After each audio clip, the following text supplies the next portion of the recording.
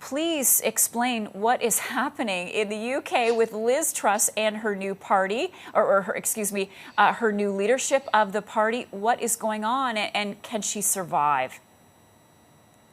So it's a political version of the Titanic.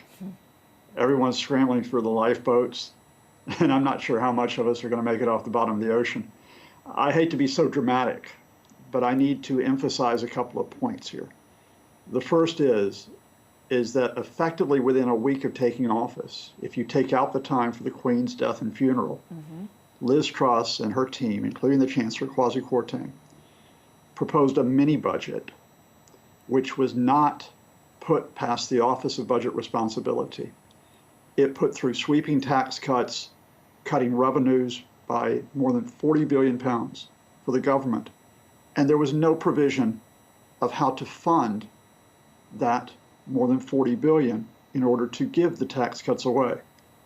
So within 24 hours, and again, I'm not over dramatizing here, you had the possibility of interest rates tripling by the end of the year, up to 6%.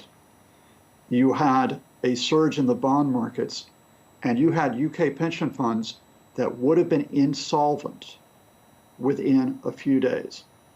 Had the Bank of England not intervened at the end of September, this would have been the most serious economic crisis since the 1970s. And indeed, it still is.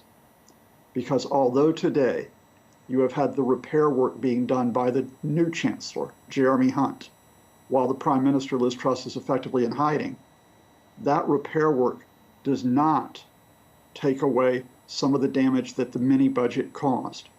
There is still 17 billion pounds of funding because there are still reversals of necessary tax increases that were put through in the past year. There's still a 17 billion pound black hole in the government's budget. And what Jeremy Hunt indicated today is there will have to be painful decisions. In other words, there will have to be cuts in public services, sort of an austerity 2.0 after the original version 10 years ago.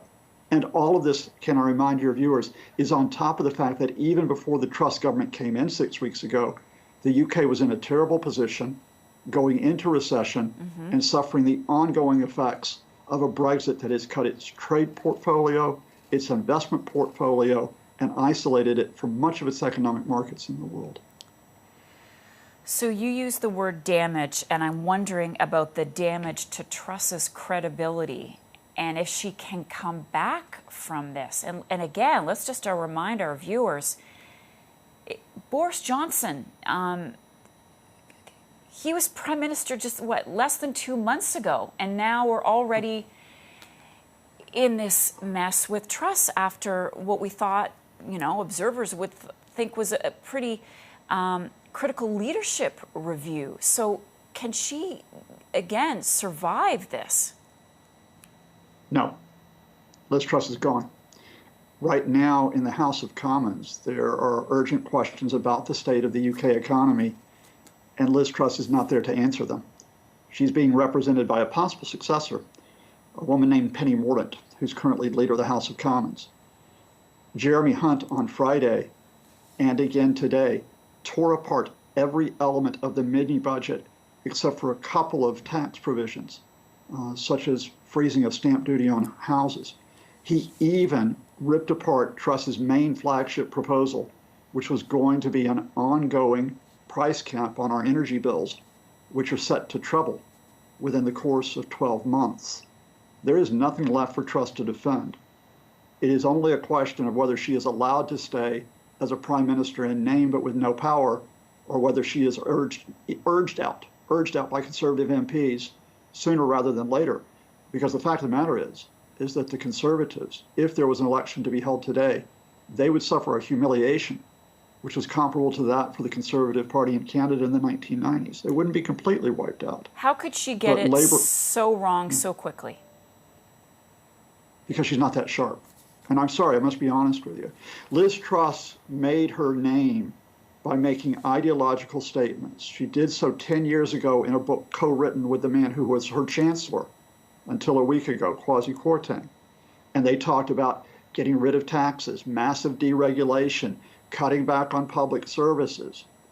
She wanted to be Thatcher 2.0, but she didn't have two things. One, she didn't have the economic knowledge for what she was doing, and two, she didn't have a political sense of what she was doing.